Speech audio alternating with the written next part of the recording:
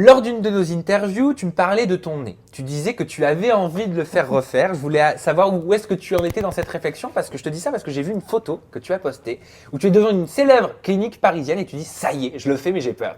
Alors, t'as fait quoi? La clinique des Champs-Élysées, pour la citer.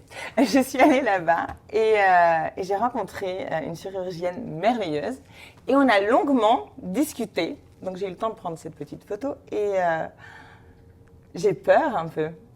Mais là, elle m'a déjà un petit peu reboosté. C'est ce que j'allais te dire. Est-ce que tu as fait des petites modifications au niveau du visage du type acide hyaluronique, toxine botulique? Voilà, disons qu'elle m'a un peu vitaminé le bas du visage, le tour de la bouche et ceci là. Les sillons nasogéniens.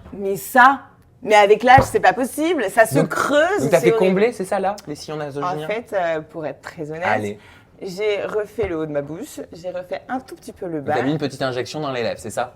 Injection dans les lèvres et j'ai fait un skin boost. Ah, qu'est-ce que c'est? C'est pour toute cette partie-là, en fait, pour redonner du peps. Ah, c'est pas le cocktail, un fameux cocktail qui donne vraiment bonne mine, tout ça, c'est ça? Exactement. Donc du coup, on a meilleure mine et surtout, ça empêche les rides de venir tout de suite. Donc tu préviens pour l'avenir. Ça les repousse pour dans 5 ans. Donc c'est bien. C'est les seules choses que tu as faites? Médecine esthétique, donc pas d'opération à proprement parler. Pour l'instant. Qu'est-ce que tu comptes faire? J'ai très envie de me faire refaire le nez parce que ça fait longtemps que tu en parles. Mais tu sais que je me fais le filtre Snapchat comme ça. Sur mon Instagram, je suis canon. Donc tu as envie d'être comme ça tout le temps? Bah ouais, mais c'est ce que j'ai dit à la chirurgienne. je veux le filtre Snapchat. Je veux ressembler à ça parce que c'est moi mais en mieux.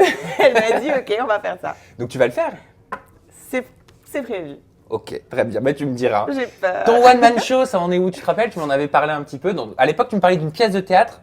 J'ai vu que tu parlais plus récemment d'un one-man show et j'ai vu que ça te tenait à cœur vu que tu en parles comme si c'était ton bébé déjà. Ah ouais, non mais c'est exactement tout ce que j'ai envie de faire. Dans le sens où, comme tu le sais, ma vie était pleine de rebondissements et j'ai ce besoin en fait de tout tourner à l'autodérision en fait.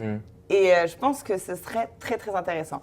Donc avant de partir sur le tournage des Marseillais déchirés contre le reste du monde, j'ai envoyé un petit message sur mes réseaux sociaux et j'ai eu beaucoup de réponses. Mais sauf que je suis partie en tournage. Donc après, j'ai dû recommencer à rencontrer les auteurs. Donc ça prend un peu plus de temps que prévu parce que forcément, il faut trouver un auteur qui soit tout à fait dans la même dynamique, avec une plume qui soit compatible parce que j'aimerais coécrire avec lui. Donc c'est un petit peu... c'est beaucoup de travail en fait.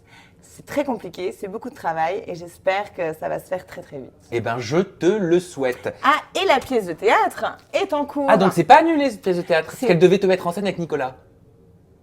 Ah, celle qu'on écrivait nous? Oui. Ouais, ça c'est à l'eau. C'est un peu à l'eau ça. Voilà. Mais, non, là j'ai une autre pièce de théâtre qui normalement sortira bientôt. On est sur...